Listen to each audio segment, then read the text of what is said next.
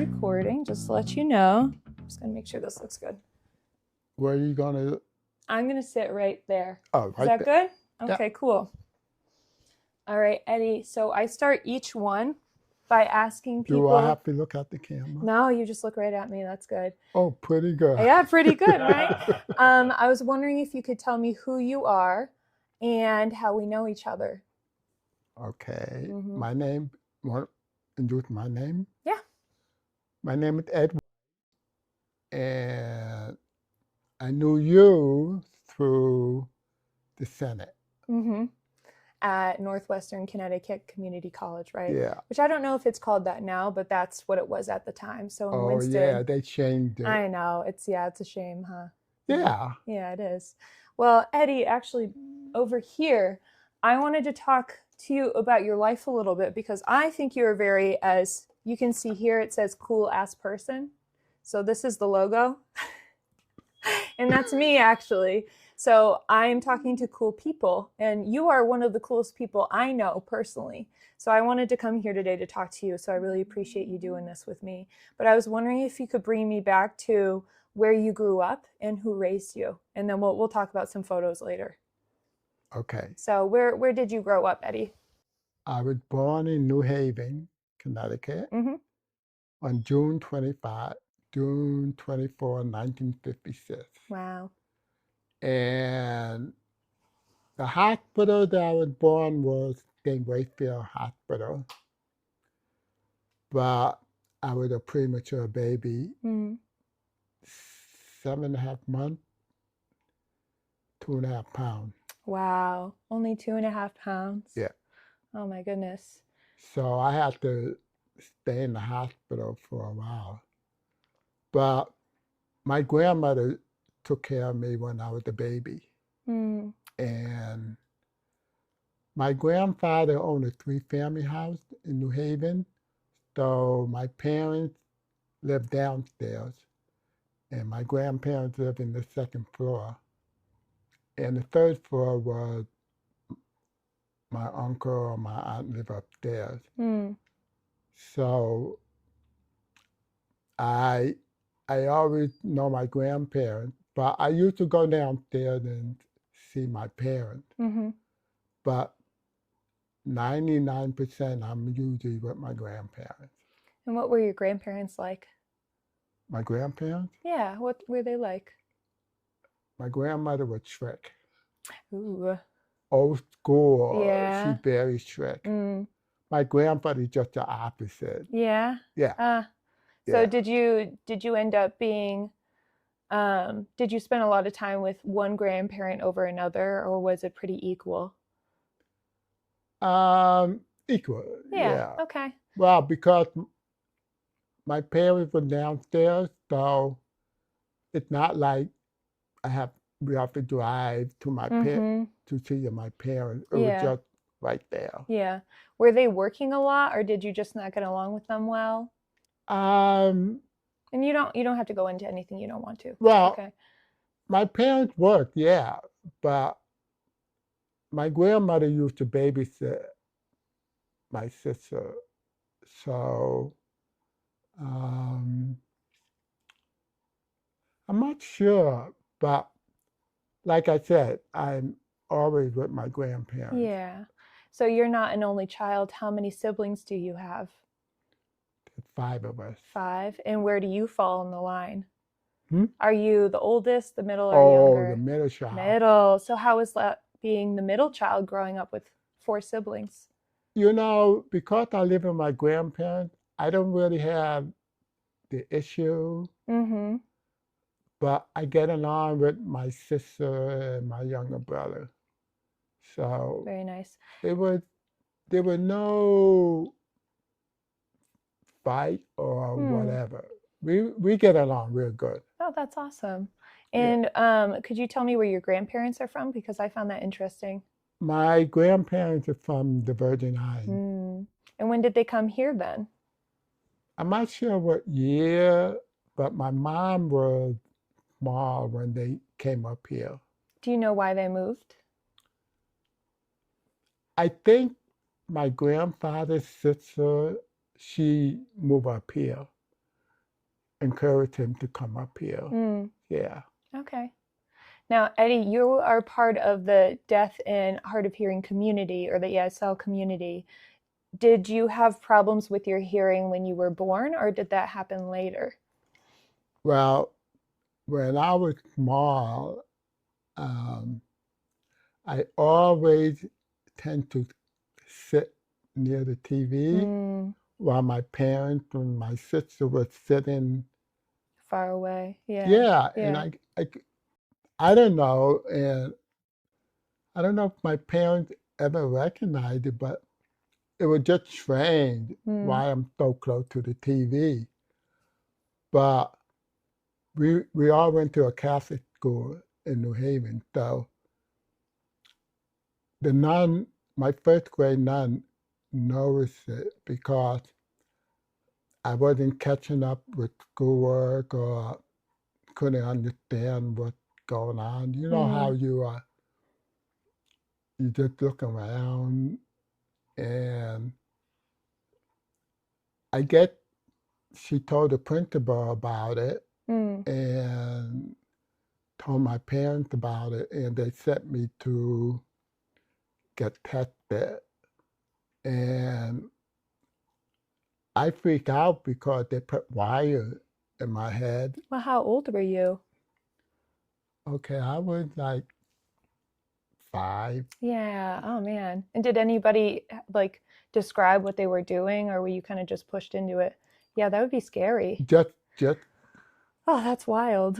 And they did a lot of tests, and they did a hearing test, and they found out that I have hearing loss.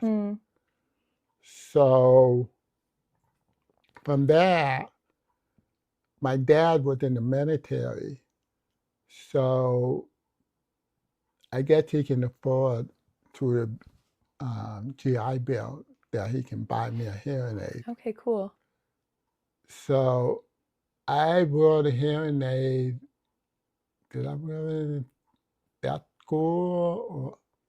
No, I wore the hearing aid when I went to a different school. Well, Yale bought the property where my grandparents lived, so we had to move out. Oh, okay. So we moved to Hamden, and I went to the public school in Hamden. While I was there, one of the principals knew about the school in West Hartford. So he encouraged my parents that would be a better place for me to go. Now, what school is that? American School for the Deaf. Ah, yes. I'm sorry, you said it was in Hartford? Hmm? Was it in Hartford? West Hartford. West Hartford, okay. And that's the first school in America, right? Yeah. Yep. That's so cool. I remember learning about that in Northwestern, and that's how we know each other is through my ASL 1 class. You would pop in, and sometimes you would sit in, and I just liked you from the start. What can I say? You know. But how is that? So, did you end up going to that school then? Yeah. Okay, and how was that for you? Scary. Yeah. My parents never explained to me that I was going to live there. Oh, you lived there? Yeah. Wow. So it's like a boarding school, sort of? Yeah. Yeah. But you go home on the weekend. Okay. All right. So an in-between. Yeah. But I didn't know anything about sign language. Yeah. And it just like, I don't know how to communicate. Yeah. And I was scared because how can I talk to somebody? But lucky enough, one of my friends who can talk, I used to hang out with him. And my supervisor was teaching me sign, and then in classroom. You're always learning, right? Always. But I pick up really fast because you communicate every day. Yeah. Were you still 5 by the time you went to school, or were you a little older? I was older. Okay. And did you have a hearing aid at that time too? Yeah. And were you used to the hearing aid or no? Yeah, Okay. yeah. But the hearing aid were a lot different back then. Mm. I used to have something like a harness to put the hearing aid, Ah, okay, yeah. and then two hearing Yeah. aids. But both buttons, you got to adjust the volume. I And would guess that you could probably hit it by accident too, and it would, or that would be sometimes so if annoying. yeah, before they develop Right. that. I mean, if you think about it too, you're around 5, 6 years old, so you're playing. So I would imagine you would hit it all the time. Yeah. So I don't use it when I play, Ah, okay. because I fear that, if something on the head or it's not, Yeah, it wasn't practical. yeah, Yeah. no, So if you started to go to West Hartford School and you were learning sign, did you learn to speak at the same time? Because you're yeah, speaking to me right now. yeah, So how was that learning at the same time? And did not bad. they encourage sign language over speaking, or how did they work with that at the students? Both, Both. Okay. both. I And mean, through that time, um, my speech was always good mhm. because my parents didn't sign, and so I have to talk at Yeah. home. Yep. Well, too, it was probably very expected of you, I would assume, to be speaking. Yeah. Yeah. So how did going to that school help you? And how was going to that school? Did you enjoy it, or was it tough? Can you tell me more? It was different, Mm. because when I was small, you're not always. I always talk, Mm-hmm. and when you go to a different school where it's like, whoa, different world, Mm-hmm. you got to learn to sign. Yeah. And I eventually like it, and I didn't realize that when you sign, you don't have to talk that much. Mm-hmm. Right. Yeah. Because it's overwhelming to just be speaking all the time, but to sign too it's a lot to think about. So to be able to sign is, Yeah, like I said, it's easier if you mm-hmm. teach the kids small. young. Yeah. They learn really fast. Mm-hmm. So speaking of which, I have taken a couple photos of your photos, and I was wondering if you could describe to me the personality of this kid right here. You tell me what he was like. Was he more extroverted, introverted? What do you remember about that boy? um, You obviously have a sense of style. I know that. I was well dressed. Yes, I'll say so. Yeah. Well, when we go to church, we always wear. I always wear a suit Okay. Wow. and tie, you know, or if I have communion or if I would go to any place, very important, I wear a suit. Mm. But my grandmother makes sure that I am spotless. Mm. Oh, my hair, she makes sure it's combed right. And she really like glued me up really well. Yeah. Yeah. Oh, you Yeah. look sharp. Well, other than the suit, then, what do you remember being like at that time? Did you have a lot of friends, or were you more secluded? What were you like? Well, I do have friends. The house across the street is the gas station. I used to help the owner. Oh, okay. He's Italian, but he's funny. Mm-hmm. Also, across the street from the gas station, my childhood friend, his name is John. I was always around him. He's Italian too. He take me to Italian pastries, Mm. or he always say, Eddie, let's go somewhere. We always go anywhere. He's really a good. his mom is like a big heart. Yeah. And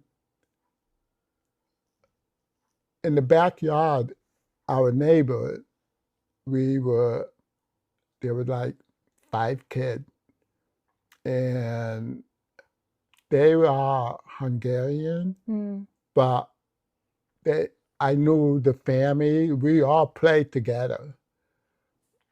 The neighborhood was pretty cool. Yeah. Yeah. That sounds really fun.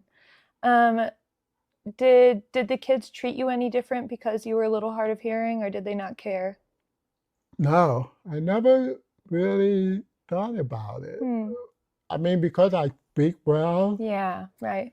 And so we getting on fine. Especially my friend John. He always like talked to me because I always prefer one-to-one. Oh, it's much easier. Yeah. Yeah. Yep. Yeah. Would you say you were a social butterfly back then too? Not that time. Were you shy? A little bit. A little bit. I was too. You know that? I was very shy. I would cling to my mom, and then one day I turned 13 and I went, I'm good. Well, ASD, I was more like social butterfly, but Northwestern, I was really like a social butterfly. Yeah, okay. Yeah. So how long were you in West Hartford for? How long did you go to that school? From 2nd grade to my senior year. Oh, wow. Yeah. Wow. Were you sad to leave it? Were you sad to leave when you graduated, you know? Yeah. Yeah. Because right now with the technology, you can always keep in connect, touch. Yeah. Back then, it just everybody spread out. And it's just hard to keep in touch. They have like the machine, like a TTY, but it doesn't always work that well because of the connection is really bad. So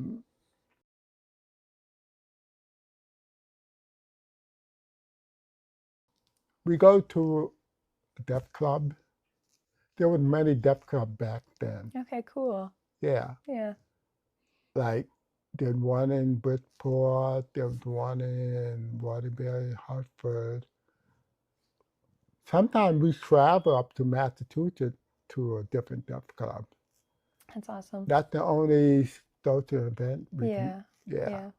Did you play any sports while you were there? I played football, basketball, and track. Ooh.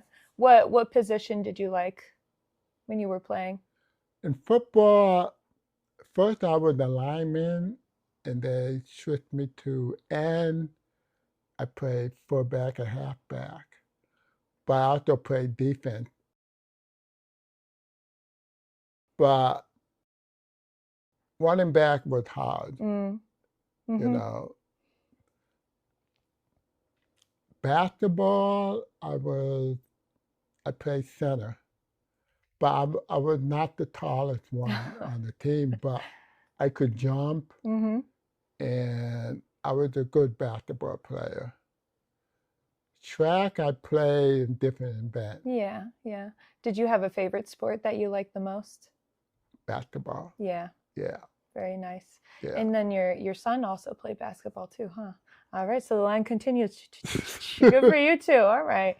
Well, I was wondering then if you could tell me where you were here, and if you could tell me if you remember this event. What were you doing there? Oh, that was taken in Daytona Beach. Ooh.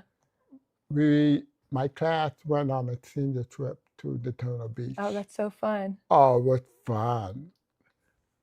I enjoyed that. Yeah. I got sunburned. Yeah. Well, you look handsome in there too. Were you dating around at that time or no? What? Were you dating ever? No. Just hanging out? I haven't really dated anybody until I went to Northwestern. Oh, okay, I see. Could you tell me about going from West Hartford then to Northwestern? How did you find Northwestern? Well, actually, there were like 3 colleges that I applied Yeah, I'll take to this. too. Yeah. But my friend Jack he's the one that set the program. So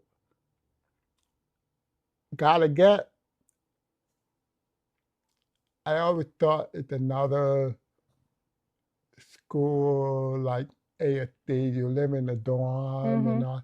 I just want something different, Yeah. more independent. So I went to Northwestern, and it was interesting, but it was hard. Yeah, how so? The college level, ASD is like a couple of years behind. Yeah. So it was a challenge. Did you have anyone at your classes interpreting for you? Oh yeah. Okay, that's good. When they set up the program, they had like note taking and interpreting and tutor. And if you tutor will help you with your class. So that really helped me get through school. Yeah, that's awesome because when I was going, they were doing the same thing then too, which was I graduated in 2019, so it's cool that they had been helping with tutoring all the way back then too, and especially in the classroom. That's very necessary. I was a bio major. Oh, okay. It was tough. Yeah, it is tough. It's a lot of science. Oh, a lot of lab stuff. Yeah. Yeah. But I enjoy it. One of my favorite class was like microbiology. It was fascinating with all the bacteria, and it was just like, wow. You never think about that, where life comes from. And it was fascinating. Yeah. Ooh. And then we'll start it again. There we go. Perfect. Eddie, I was wondering if you could tell me about the ASL community at Northwestern. Was it pretty prolific at that time, or were you one of the only students that needed help with ASL? There's a lot of students. Yeah? We have almost like 35 students there. Wow. It was a big group.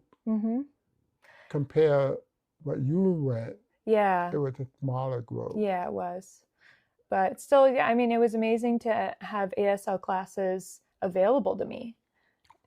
Well, that time there was ASL class and a lot of students take interpreting class, but they also came. We all get together and sign to each other, or we go out to the bar or whatever. We're still signing. Yeah. How important is that to use sign language outside of the classroom? It's important. Yeah. Yeah. I mean, I wish school will teach kids to sign, because you never know who you confront with. I mean, if a deaf student or a person need help and you know he's trying to communicate, someone can come and assist you and help you with that. Yeah. Yeah. I'm wondering if you could tell me if you have any stories of I know you obviously were a little more social butterfly in Northwestern, and I know that you were in, honestly, I think a very blessed place to be able to have West Hartford so close to you, so you had the resource to learn sign language at such a young age. Was there anybody else around you in your community that you realized maybe didn't get that same help, and how did that affect them? It's a thinker. You mean someone? Anybody that maybe had a different experience than you, because I know within the ASL community, you can speak, right? And you had some hearing and a hearing aid, but everybody is in a different spot. So, well, I have a couple of friends that came to Northwestern, and they really didn't learn sign until why not? they never experienced that. I mean, once they came to our program, they they were, they were very curious about sign language, so they took classes, and that helped them um, able to socialize with deaf students. Were these people hard of hearing, or were they Hard of speaking? hearing. Okay, They were wow. hard of hearing, yeah. Now, something I was surprised about while learning about the ASL community is that many parents, including yours, will not learn sign language for their children. I did. I confront one of them. It's funny that you mentioned that because we have a tenant that lived here, and she had a deaf daughter, and she preferred her to go to a public school, but we were trying to encourage her to go to a deaf school. That way she can get the language developed. But some parents, no. Yeah. Like one student came to Northwestern. He knows sign language, and I asked him, "Why don't you come to the deaf club and socialize?" He preferred the Hearing people. world. Yeah. How do you think that affects people when their family members don't want to learn sign language for them and expect them to read lips? Can you describe what that's like to try and read lips? I have tough time with my family. When we get together for Thanksgiving, everybody talk, and I get frustrated. So I get up and leave, and they don't realize how frustrated I am. How frustrating is it for you? Like, what is it get, because me as a hearing person, right, I'm used to being in a boisterous room. I don't mind hearing a lot of sounds. Sometimes I prefer it other than silence. But what is it like when you have a hearing aid, or maybe when you can't hear? What is that like as an experience to visually see so much going on but not understanding? Like I'm sitting on the table trying to look at everybody, but everybody talk at the same time. Yeah. And I can't read everybody at the same time. It's very frustrating. But when I met my wife, she was taking sign language class, and she came, we went to my parents' house, and she was signing what they all said. And I don't know if my mom said, she said something that, oh, no, Eddie doesn't understand. I mean, you guys talk really, really fast. And so it kind of took someone who could hear and to notice that you needed help. Not that you need help in that way, but you need people to speak to you. Yeah. Where you can understand. It took someone else saying, hey, we should talk to Eddie and not just leave him behind. Yeah.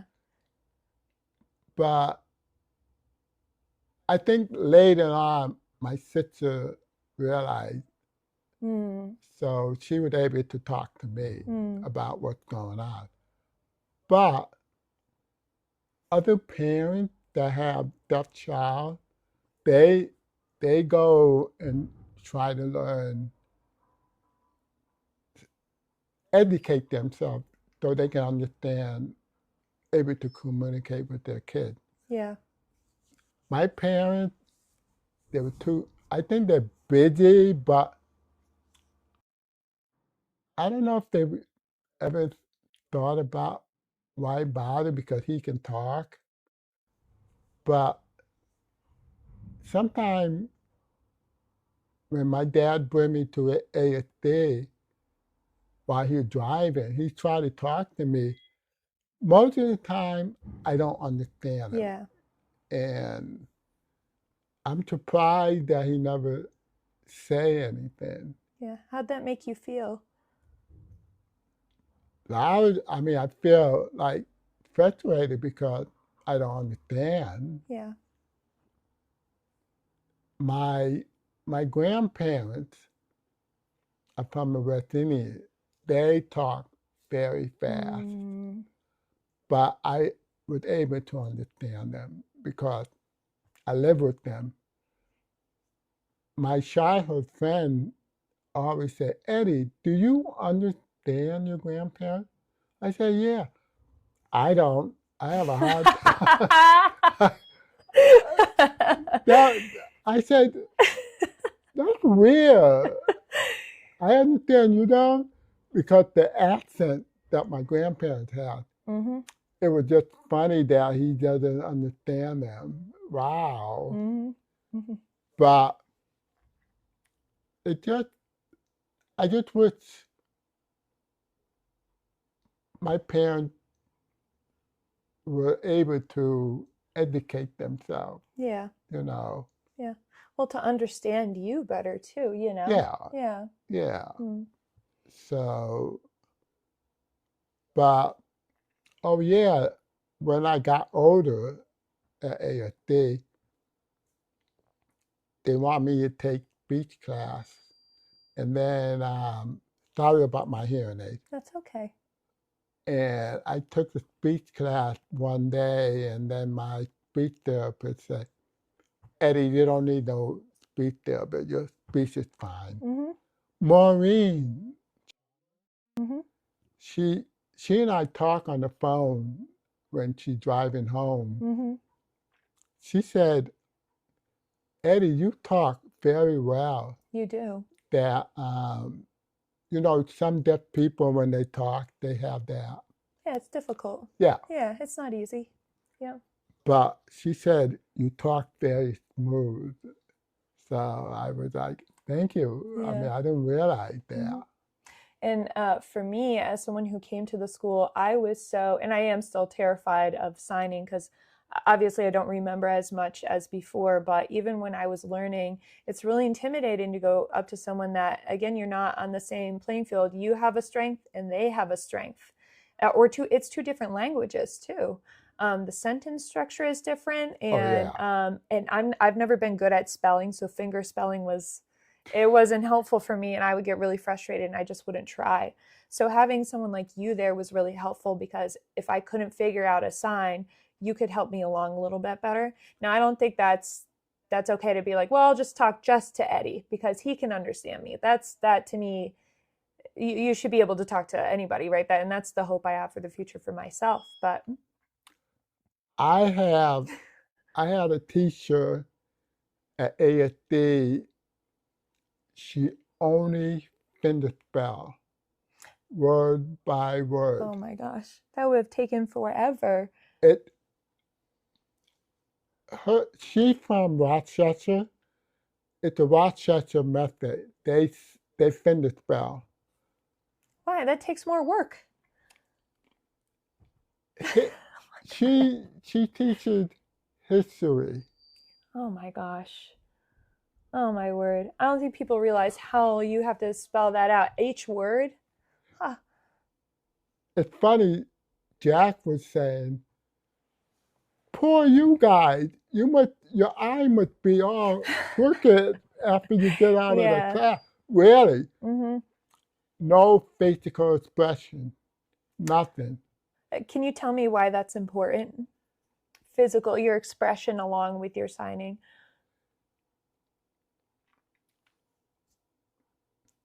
If you don't express yourself, like if you want to say, wow, Yeah. Yeah, right, expression, right.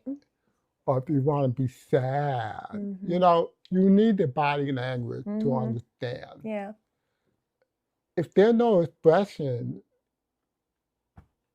like the history teacher, she don't have no expression. Mm-hmm. It's just like, Yeah, it's harder to retain what's being said. that was the most boring class I ever Mm. taken. She didn't last long. Yeah. Yeah. uh, so at Northwestern, I actually have the picture of you graduating right here, I believe. Could you tell me what was happening that day? I graduated. Yeah. That's my mom in the middle. Who's that beside you? Or beside her? That's my friend Bernard. He's from Hong Kong. Oh, cool. We're best friends. Yeah. And we had a graduation outside, and the governor came to our school. Her name is Governor Grasco, and it was pretty cool Mm-hmm. to shake a governor. Yeah. Oh, well, look at you. Were you do you remember being pretty happy that day? I was happy, Yeah. but I was sad too Mm. because year went by fast. I had so much good time there. Mm. And you know, there's no library there. At the time, there was At the no time, library. Wow. there's the cafeteria. Mm-hmm. Oh, really? Okay. We spend more time in the cafeteria. Oh, Just hanging out. hanging out. We have dances in the cafeteria. Really? Yeah. Where was I? Not We, born. I mean, they had bear dance, Halloween dance there, wine dance, everything is right there. And were you on the side or were you dancing? Dancing. Mm-hmm. That was you, right? I was always dancing. Always dancing. Always be dancing. We should get you a shirt that says that. What did you like to dance to? Anything. Yeah. Yeah, I love to dance. When I was at ASD, oh, I didn't tell you that. Oh, tell me. When I was at ASD, I used to interpret songs. Oh, you did. Oh, wow. Some of the girls, the hard of hearing girls or the deaf girls, Eddie, could you interpret that song? I used to interpret some of the songs. Wow. And they always want me to dance with me. Mm. Yeah. So. What has music meant to your life? How has that impacted you, and what has it meant? What do you mean? Like, you know, for me personally, there's music that reminds me of college and going and driving around, and then there was certain music that I loved to dance to that would always make me like pop up on my feet, and other songs would make me sad. And you seem to love music, so could you tell me about that? Music's been in me since I was small, and it just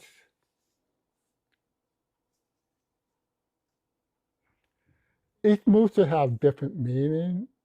You know, it can be a love song or it can be a sad song. Also, it bring out memories particular time when I was growing up. I mean, my son loved music. He listened to any kind of music. Mm-hmm. Matter of fact, he put a lot of songs in my phone. Oh, nice. Like, I don't know how many songs, 6,000 maybe. Mm-hmm. Mm-hmm. So it just, my dad loved music, but he was more classical music. Mm-hmm. Like every Sunday, he had a classical record that he just listened. Mm-hmm. And we always listened to music. Well, you know what's really funny is when I was about 11 years old, I was watching a TV show, and oh gosh, who was it? Who popped on the screen was Stevie Wonder. And I remember saying, "Who is this magical man that I don't know about?" And to this day is one of my favorite musical artists, and I love soul music and I love R&B music. And I think that the more that I've grown up, I've realized that there's just so much of, I mean, it's called soul music for a reason. There's so much soul in there. You can feel the the emotions from that time. Do you remember what it was like? Because you were there when some of those songs were coming out. Could you tell me what was happening? I mean, and I don't know what it was like for you, so if you don't have a lot to say, that's fine. But is there anything culturally that was happening at the time that you remember and what that music might have meant to you at the time? I don't really remember, Mm, but listen to different black artists when I was growing up, James Brown mm, or Stevie mm-hmm, Wonder, Ray Charles, Temptation. mm. Temptation was very interesting. Yeah, how so? And I never realized that a lot of magicians had their own issue back then. Never realized. Yeah. Um, I remember some of the songs that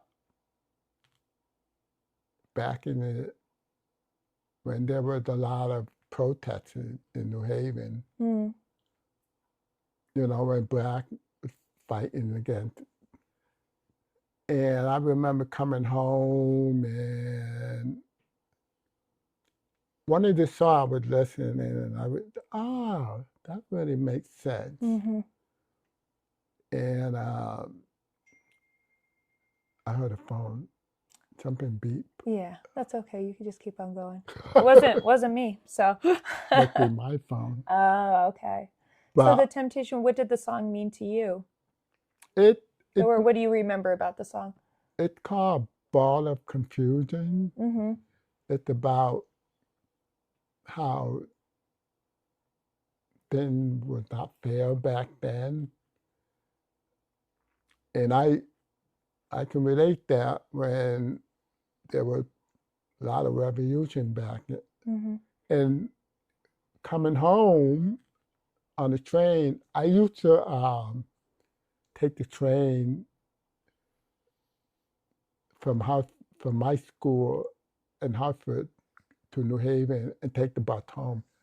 The reason I did that was because my parents was having issue of bringing me to school, Mm-hmm. and I'm tired of seeing them fighting who's gonna Yeah. bring me. Yeah. I said I want to take the train to school because they can pick you up at the school. Mm-hmm. But anyway, when I was coming home, my dad picked me up, and I said, "What's going on?" "Oh, we can't go through the city because they're blocking because there are a lot of problems Mm-hmm. in the city." So that's when I remember, and that song just remind me of that. Mm. Did you But ever go to a protest or anything, or no? no, No. no. Were you? Yeah, I did, but not in this.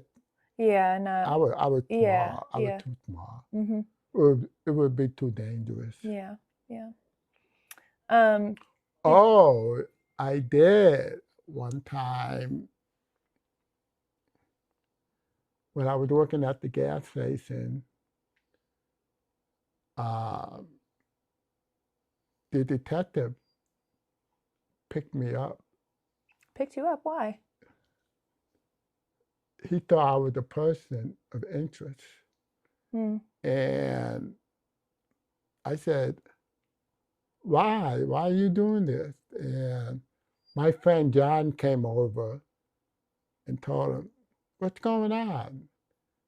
And I think what happened is that they must have heard on the radio that it wasn't me. They found somebody.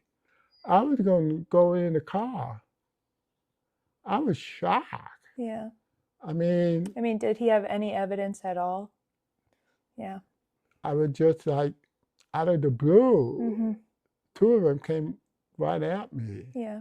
And that really freaked me out. So, but I was, but you never know Mm-hmm. what,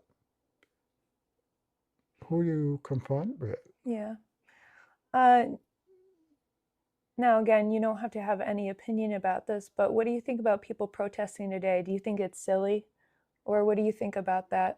No, I don't think it's silly. Why? I think the way that our government is going through, it's not, they have their rights.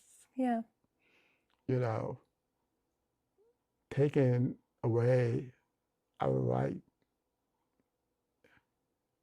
And plus, we're not safe. I mean, I don't listen to the media anymore because it's just sad every day. Yeah. It's nothing good. And I wish people would wake up Mm-hmm. before it's too late. What do you think they need to realize about America?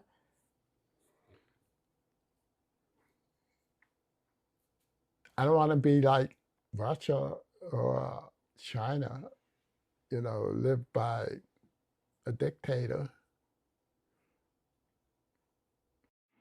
or they can come to your house and take you away Yeah. with no process, or your innocence.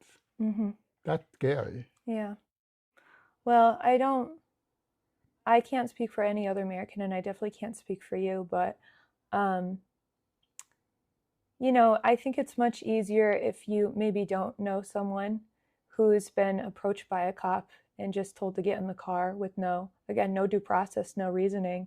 And I think a lot of people have said that, it's a one-off case and it's this and it's only that. But these things still happen today. And I know it's scary. And I know that I'm privileged personally as someone who's white, that I don't have to worry about a cop coming after me and asking what's going on. But now I would worry, let's say if something was happening at Northwestern at the time, to protest at a college, even just protesting a difference of opinion is now considered radical. And we've been through this before, and you've lived through it before. And I was wondering if you could talk about do you see similar realities happening again, or does it feel very different than it does today than it did back then? Different today. Okay. It's really different. Every decade, it's always different. You know, people like back in the 70s, the hippie time, Mm-hmm.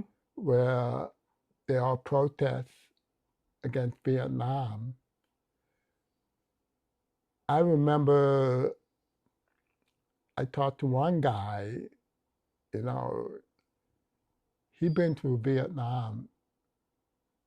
It was a terrible war. Yeah. And It affected a lot of families. yeah, Yeah. Mm-hmm. one of the deaf students' brother died in the war, and that's why there was a lot of movement back then. That was against the war. I mean, I wasn't old enough, but I was around. You know, my cousin was older. He was a hippie. Yeah. Yeah. Yeah. What do you remember about him? He had hippie style, big afro, belt, jean belt bottom, but he was also a drug addict. So he went through a tough time. Yeah. Hmm. I was a hippie. Yeah. Where are you now? Okay. I wish. I mean, yeah, I was a little bit, but not like back in the days. Yeah. The only reason I like to be a hippie because life is so simple. Mm. You know, Mm-hmm. everybody get along. The music is incredible back then. Very And groovy. Very groovy, yeah. Uh-huh. I love a groovy mix too, so yeah. it's peaceful. I mean, people, congregation, they get together and they share and they love each other. Mm. That's what we need. Mm. It's funny because when I went to a restaurant, a stranger opened the door for me. I said, we need that kind of people. Mm. And around here, when I was living here, my neighbors, we all get along really good. And they helped me because I was a single dad. Yeah. So they helped me if I need to go someplace or whatever. But now people are different. They by themselves. They don't Mm. rave or so it's a different time Okay. today. I'm going to pause the video one more time and then I'm going to start it again. Eddie, you're doing awesome. Oh, I got to press record. Hello. There we go. Okay, I did it. So, Eddie, I know you've mentioned being a single dad, but you were married at one point, yes? Yeah. What year did you get married and how old were you? We got married in, let me see, my son was born in 81. Then I met my ex-wife at 78 at Northwestern. Oh, you did? Oh. Oh, it's funny. Mm? Before that, I was a student at Northwestern. I was a friend from college. We went to his house, and Roxanne, who was my ex-wife, said she was there at the time when all the deaf friend of mine and my friend was learning sign language, but we were partying, and then I graduated in '78, and me and my buddy went up to the lake to go swimming, and I saw her there, and we bumped into it, and she said, I remember you. I said, where? Oh, my friend name. I thought, oh, yeah. But I didn't recognize. She didn't know that I can talk at the time. Ah, okay, yeah. So she probably just saw you around and didn't get to speak with you. Okay, cool. So we were at the lake, and I said goodbye, and then, but my friend Bernard, he had a girlfriend up here, so I was going to Central. Mm-hmm. We both went to Central, and Northwestern was having that dance. So we came up because his girlfriend, so I said I'd come with him. That's when I met her at the dance. I asked her for the dance. Ah, hey. There and you then go. You got married, huh? There you go. Now, how old was your son when you two got a divorce then? Or did you get a divorce before he was born, or? Well, when my son was 3 years old, that's when we separated. But we didn't get divorced till later. Oh, okay, I see. I don't remember exact year we got Mm-hmm. divorced. And when did you move up here to this complex, and what was that like living here? Well, I was living up in the hill Mm-hmm. when I was a student. Mm-hmm. I moved out. I moved out and lived in New Britain for a short time. But then when I met my ex-wife, Roxanne, yeah. Roxanne, Mm-hmm. she had a house. Oh, okay, nice. So I moved back up here. Mm-hmm. But I was commuting back and forth from Central to Winstead. And then both of her parents died in a Oh, year. wow. So she couldn't live there because of her parents died in the house. Mm, So we moved here. okay. But not here. We used to live up in the hill. Okay, yeah. And yeah, not this building, but yeah. Then I was working at a factory because I was going to school, and when she was pregnant, I couldn't go to I couldn't go to school because we need insurance, Mm-hmm. and it would be impossible for me to work and And continue to go to Central. yeah. Yeah. So How old were you? how old I was? Yeah. I think I know my son was born, I was 25 when Okay. he was born. Okay. So did you ever graduate from Central or no? I was like 2 classes short of Wow. graduating. Yeah. But what really hurt me more was organic chemistry. I flunked organic Mm. chemistry. It was just a hard class. Mm. But I'm not the only one that flunked. I mean, I heard students said it's a hard Mm. class to go Yeah. through. I don't know why I picked biology. I should have went the different route, but I like science. Yeah. Yeah. But when my son was born, we were still together until he was 3. She decided to separate. But it was tough because working full time, taking care of him, bring him to the daycare, Mm. work all day, then do laundry, feed him, homework. Mm. It's just like routine.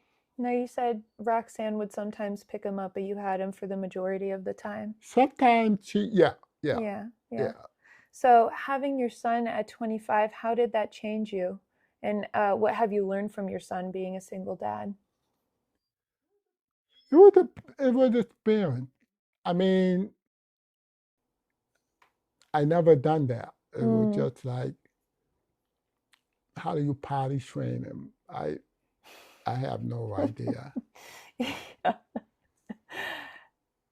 I don't know where to start. Yeah. And the daycare helped me get through it. Mm-hmm.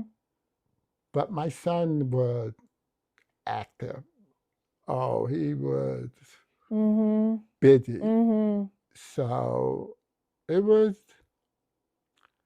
I love, I like being a dad. I was very proud of what I did. Yeah. But it's experience.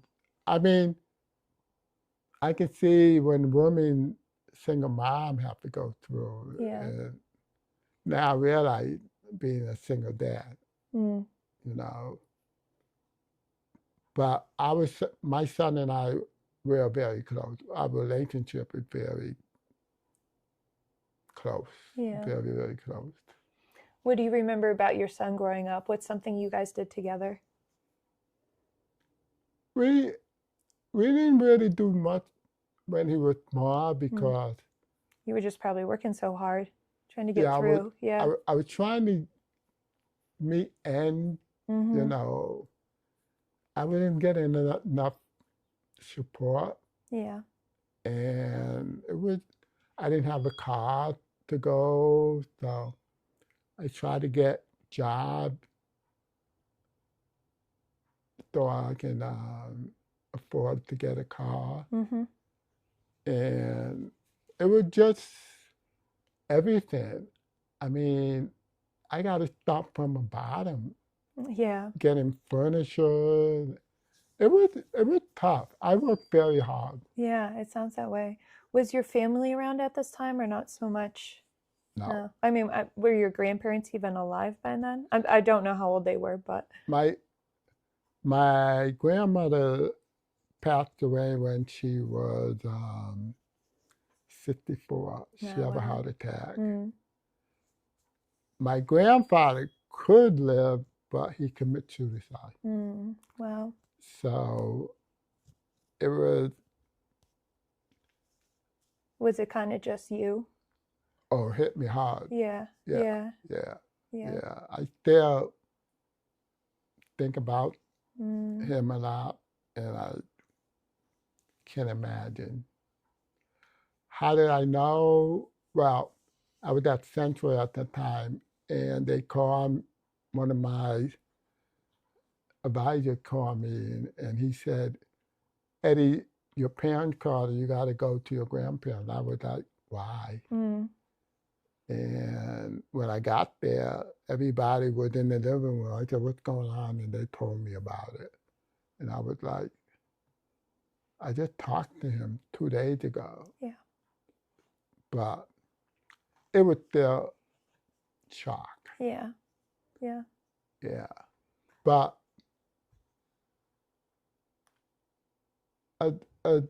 my son,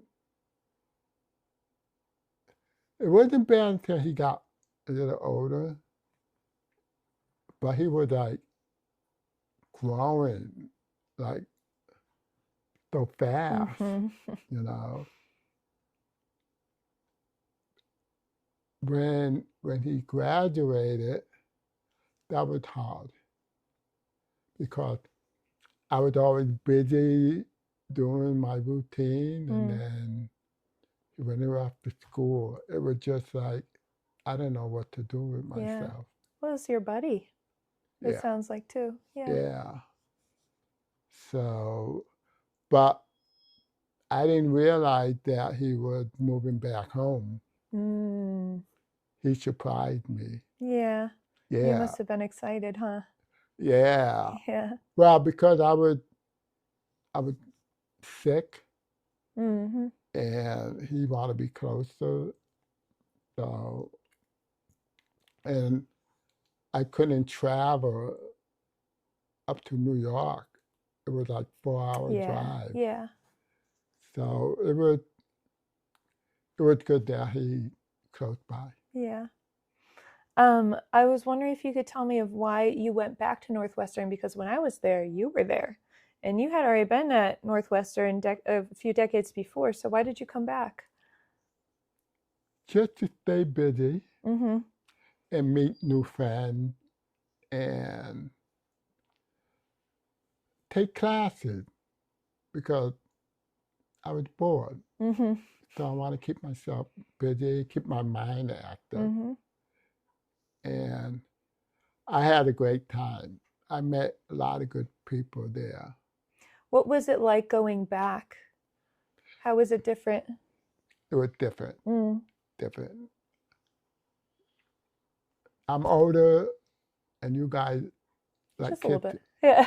Yeah. No, I feel young when I go back. Yeah. That's fun. I mean, you guys keep me motivated, you know. You got me motivated, you know. It's scary learning something new. It is. And you made it fun and exciting. Yeah.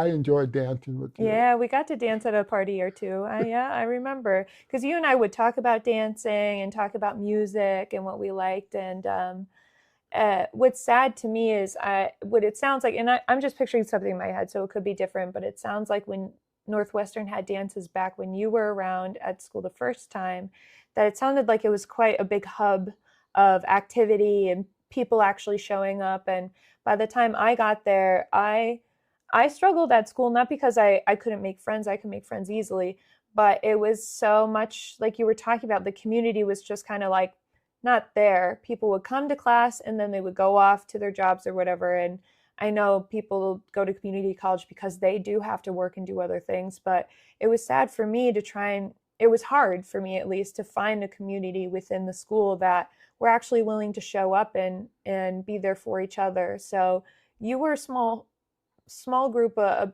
big part of what reminds me of community at Northwestern. So even though we went to the dance and there wasn't many people that showed up, it was fun to do it with you. So I'm really thankful you were there. Yeah, but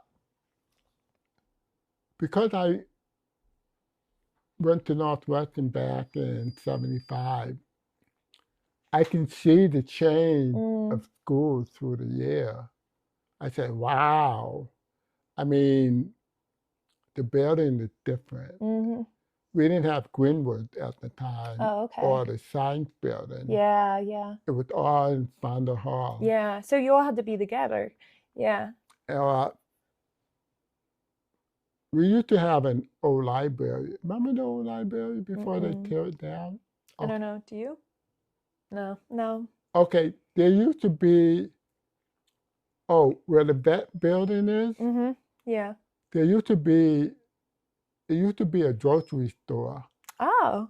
Yeah, they turned it into a library.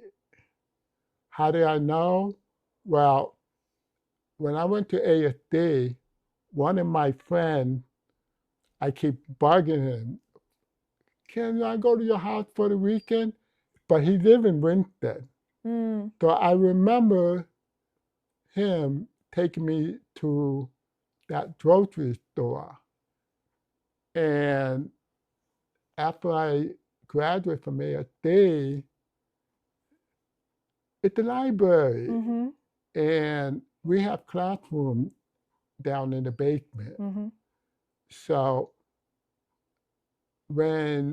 when I take classes at Fonda Hall, I have to take sociology class up in the library in the basement. Mm-hmm. So, but they also have, like, in the cafeteria, they have music playing, but they have a studio up in the library where the kids with students make all different announcements and also play music. And it was pretty cool. Yeah. That's so cool. Like, I don't know if you ever heard the song called Free Bird by Leonard Skinner. Mm-hmm. Well, at that time, the band had a plane crash and one of the band members died. And they played that song during the day to honor their band. Wow. That was pretty cool. But cafeteria was a big gathering. I mean, they had food service there. You can buy food there. And all the activities right in the cafeteria. Yeah, that's so cool. Do you remember did you have a special friend or a special memory from that time that you can recall? I got many friends. Yeah, well, that I know. That I do know. Yeah. You throw a rock, Eddie finds a friend. Yeah. I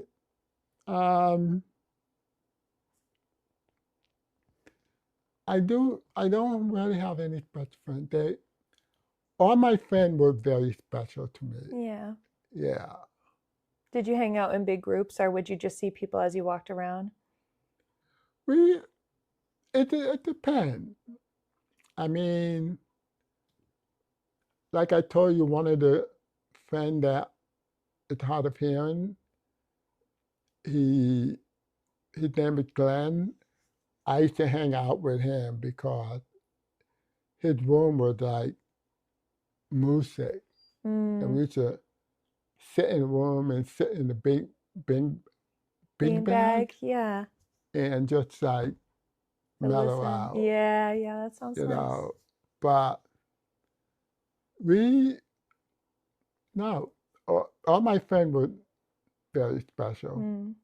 It's funny because when I went to Central, some of my Northwest friends used to hang out in the cafeteria, but it was so different from Northwestern, you know, because Central was a big school. Yeah.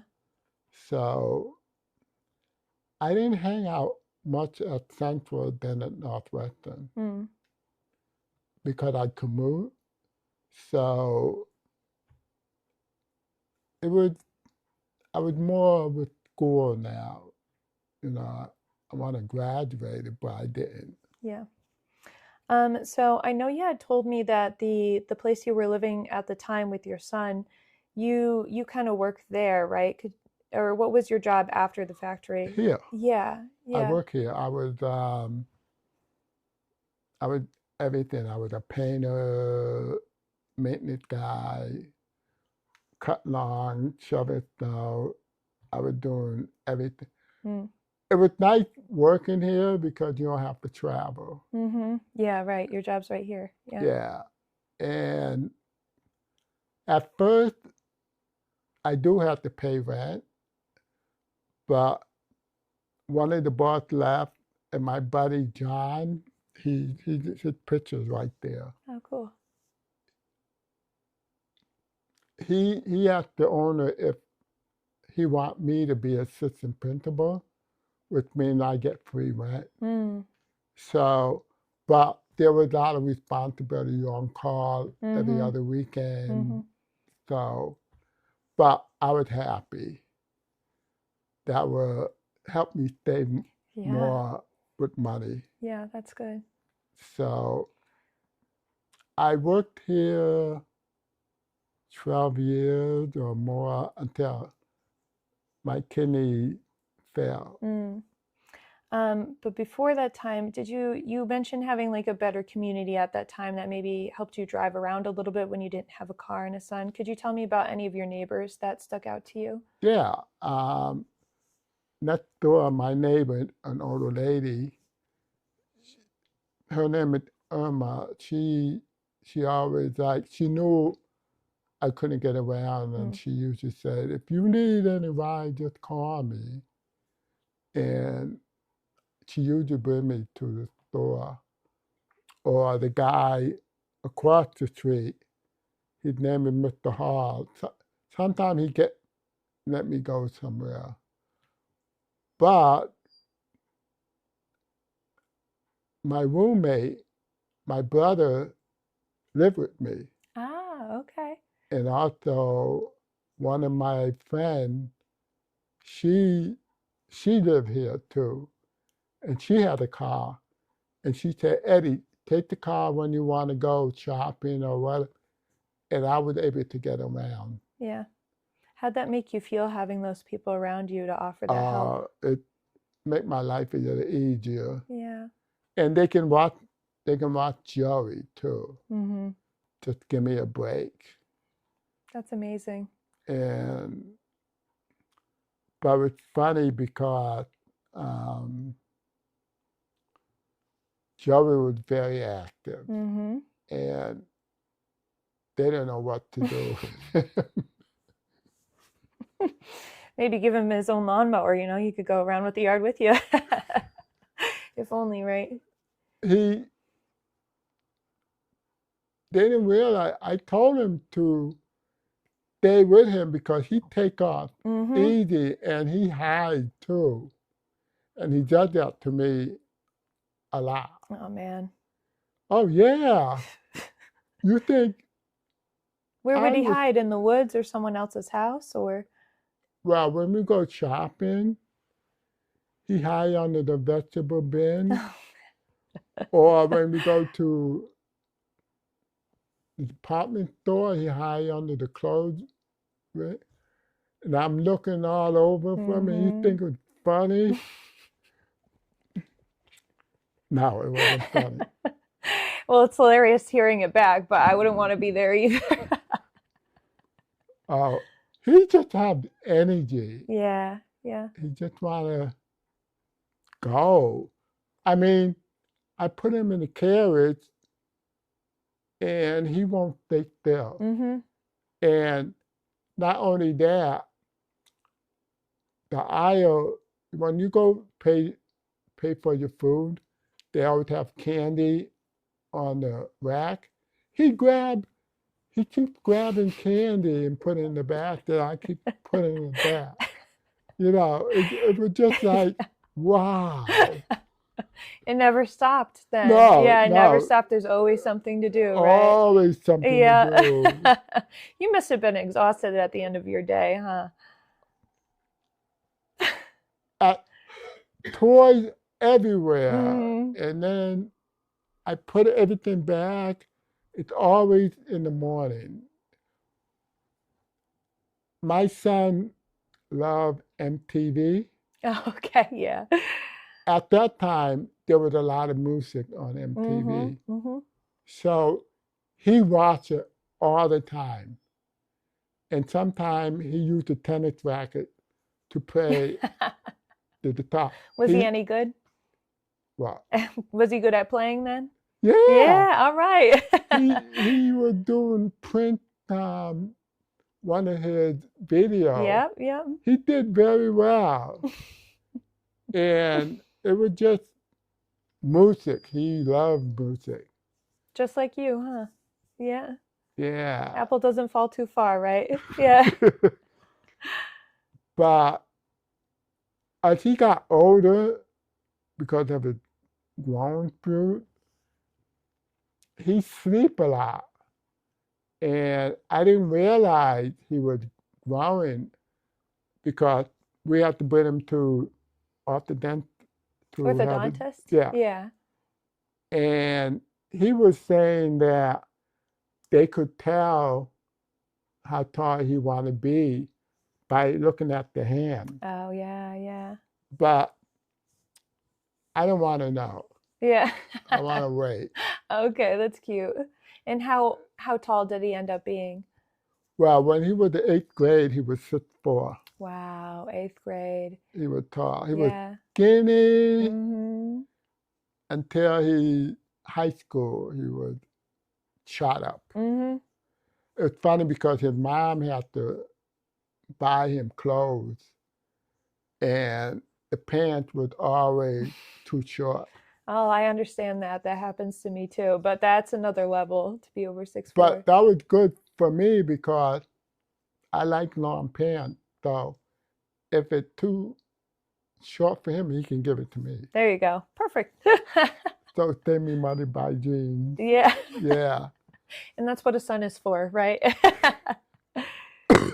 But he played basketball when he was small.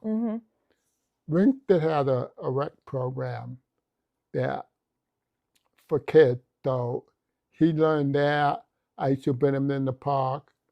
I played basketball. He played by himself. And then he played for AAU, and he got recognized by other teams. So he played a traveling team. And very talented ball player, really good. So I've been to every game that I enjoyed watching him. Yeah. Yeah, that must have been fun too, thinking about your days playing basketball and now watching your son do the same. That must have been I was really so proud that he scored 1,000 points in one at a game. Wow. That they gave him a basketball with 1,000 points. Wow. I didn't realize. Well, he loves to move, right? Yeah, that's a perfect thing for him, I guess. Yeah. Yeah. And, you know, now that he's an adult, it was just, he's an amazing person, really amazing. Mm. smart, very smart. Mm. And it just, we're both huggers. We like to hug each Mm-hmm. other. So it just, I'm so happy with myself and how I, You should be. You should be.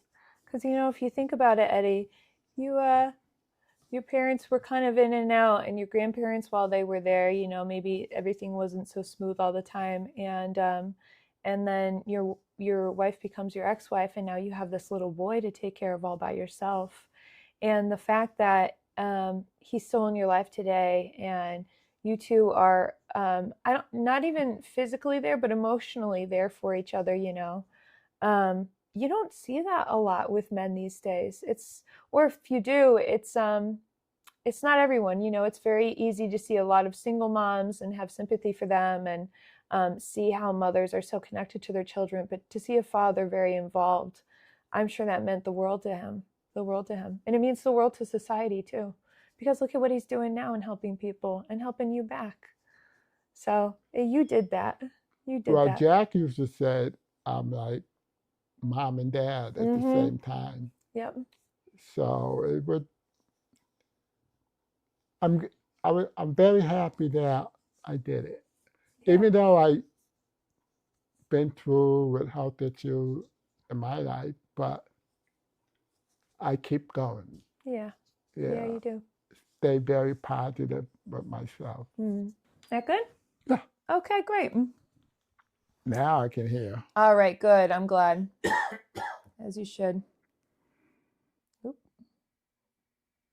Okay, there we go. Eddie, I was wondering if you could tell me about what positivity means to you and finding joy, because I know it wasn't easy for you, but from what I've seen from your life and just spending time with you individually, you're a very happy individual. How do you do that? How does one do that? You know, a lot of friends said that. Mm-hmm. Um, I got good vibes. Yeah, you do. Yeah. I have good connection with people. Like one of my friends said, Eddie, how do you relax? How do you be able to connect with people? I said, I don't know. I mean, just me, natural. Well, you know, a phrase I hear a lot, because, you know, we've been talking about how community has changed and people are a little more to themselves. A phrase I've heard over and over again is, I hate people. I hate people. And I know it's more of a general term to say, like, I don't like when people are mean, or I don't like when people upset me. But I take that to heart, because I love people too, just like you do. So why don't you hate people? Because, you know, it's not like everybody has treated you equally, or that everybody has been always kind to you. So what do you do in the face of someone being not kind? What do you say to that? Well, if they don't like me, why bother? Mm-hmm. Walk away. Mm. I don't want issue or drama. You know, if that person doesn't like me, I don't want to get into that situation. Mm. I mean, I've been through a lot. I mean, I have people call me names. You know what I mean. I do know what you mean. Yeah. I've been through that too. Yeah. And I mean, I have friends that mention it, and I said, "You're lucky that I I don't blow up and go after you. But if it was somebody else, you know, Yeah. don't don't do that." So I try to stay neutral, Mm. but I have people that doesn't like me. But I'm not. I mean, I can't love everybody. There'll be people that don't want to socialize, you know. I guess my question too for you is that how do you find the right people then? Because it sounds like you've been able to figure that out. It it's connection. I mean, I don't know. I can't explain it. I mean, okay, I give you one example. Mm. I went I went to a restaurant with a friend of mine, and the waitress went by, and she stood at our table. She said, "You your vibe was so strong Mm. that I never felt that way." But later we become friends. Mm. Yeah.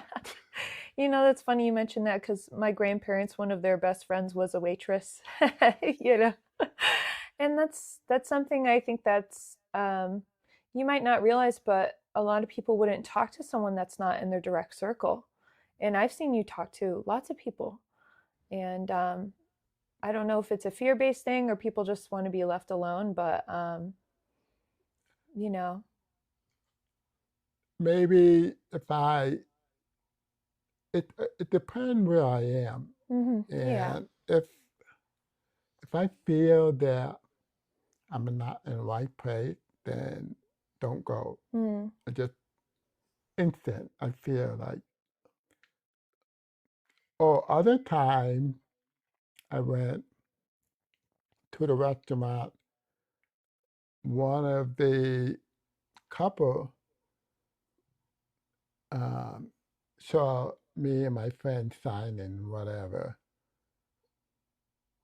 They came over here. Guess what? She was talking to Jeff, Mm-hmm. and she said, "How do you sign beautiful eye?" And Jeff showed her sign, and she was telling me I have beautiful eyes. Oh, wow.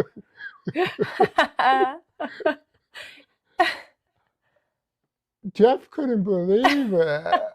I said, "I don't know." He was like, "I don't know." I like I said, something about me when I'm around people that I can't explain it. Yeah. Well, you know, some people they're more feelings based than others, and some people are a little more May, methodical. And I'm personally very feelings based too, so I can feel that too in a room.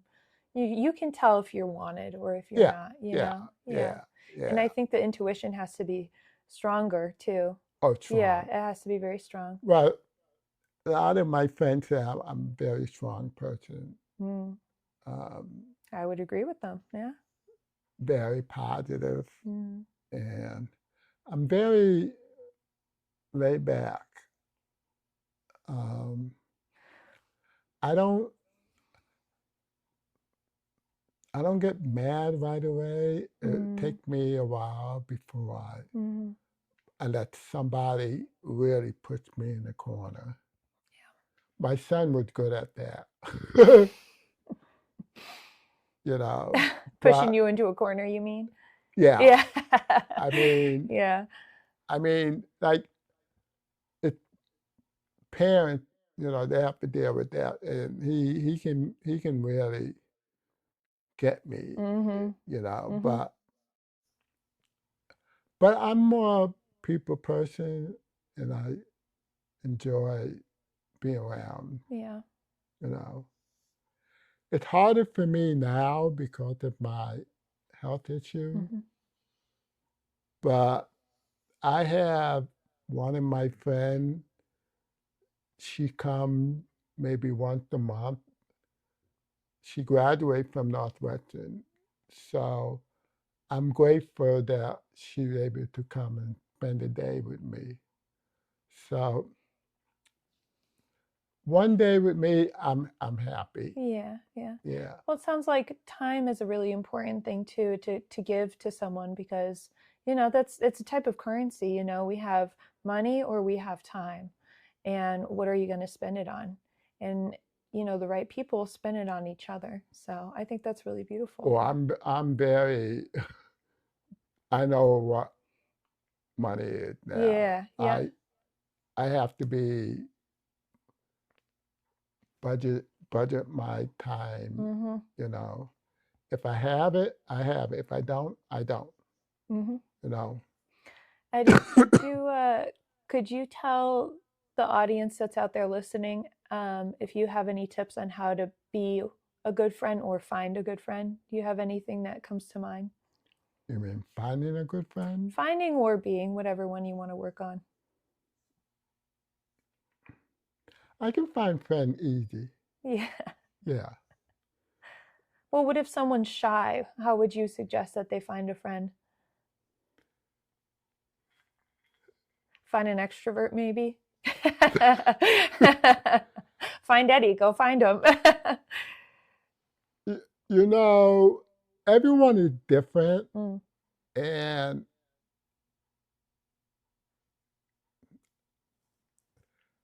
I don't know how I will help a person try unless the person is comfortable with me. Mm-hmm. And if it is, or he or she, then maybe that will help with other people, you know. Mm-hmm. Like I told my friend, I'm very shy. They said, you shy? No. No, but I was really shy Mm. when I was younger.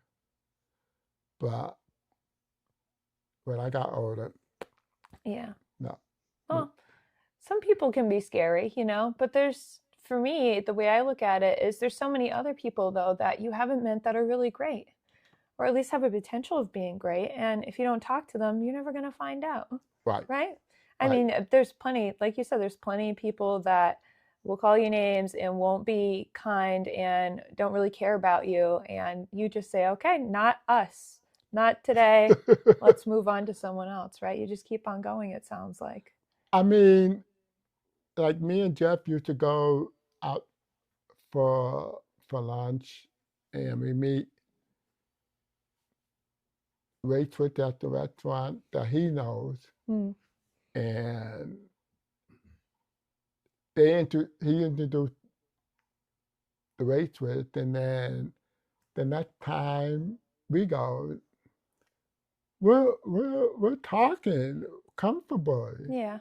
you know. Yeah. I mean, you only met once, and it just like changed the whole thing. Mm-hmm. It doesn't have to take long to find someone that you connect with. And that doesn't mean maybe they're everything to you in your friendship, but No, it's that simple as sitting down and talking, right? yeah, Yeah. yeah. I mean, like you, I enjoy talking to you. I enjoy talking to you too. Yeah. But I like help people too. Mm. I do. Yeah. I think that's important too, you know, not just time, but effort. Yeah. When I was working at a camp, in a deaf camp, there was a CP boy on a wheelchair, and I forgot what game we were playing, and he was sitting there, and I said, I'm gonna pick him up, and he can join the group. Mm. I did that. Mm. So, but I help people, and people appreciate it. Well, you're thinking of others. Yeah. Yeah. I always think of others. Yeah. I mean, I enjoy that. So that's why people come and help me out too. Mm-hmm. Yeah. Like one of my best friend brother, he always called me and how are you? What do you want to do today? I have a car. We can go out for lunch or whatever. So people call me. Like my friend Jack, he called me the other day and said, I'm going to take you to a restaurant for your birthday, which I appreciated. But he also said that I want to take you before we go to that fancy restaurant. So I think I'm going to have a good month Okay, good for socializing. you. Yeah, see, it's not over, right? You keep on going. Now, I was wondering if we could end this with you looking at this picture and thinking back at the time of that kid. Would you have any advice, or what would you say to him if you could go back today and have a conversation with that kid? He partied a lot. Yeah. I was taking at Northwestern. Yeah. I was at one of the, I was happy. Yeah. I really enjoyed my time. Um, the best time I had it was at Northwestern. Yeah. Why? When you were, when you grow up at the residential school, there's always rules you gotta follow. You know, Yeah. you can't stay late. I mean, it, there was no freedom until I got here. I Mm. said, wow, freedom. Nobody's watching over me, experience and getting by. Like one of my friends grew up in Winstead, and she, her family, she introduced her family. We used to go to her family for dinner and get involved with the community. People know me in town. Yeah. Yes, I do. Yeah. I Yeah. mean, because of my son and with different family, he's good friend with his classmate, Hmm. basketball team. I get involved with that. The guy at the hardware store, they love me, and I go there a lot. It. I'm glad I stay in Winstead. I mean, I never thought I would live here, and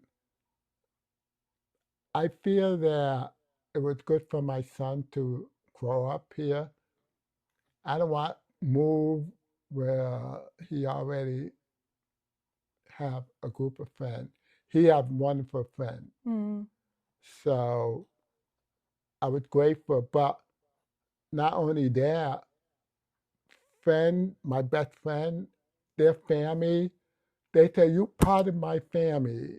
So it makes me feel good that I'm all connected to the Yeah. people here. Yeah. My friend always called me, oh, you're Mr. Mayor, because you know people. But He's saying living you're here, Mr. Mayor, right? You're the mayor of the town of Winstead. Yeah, yeah. If anyone asked me, that's what I would say too. Yeah. but it,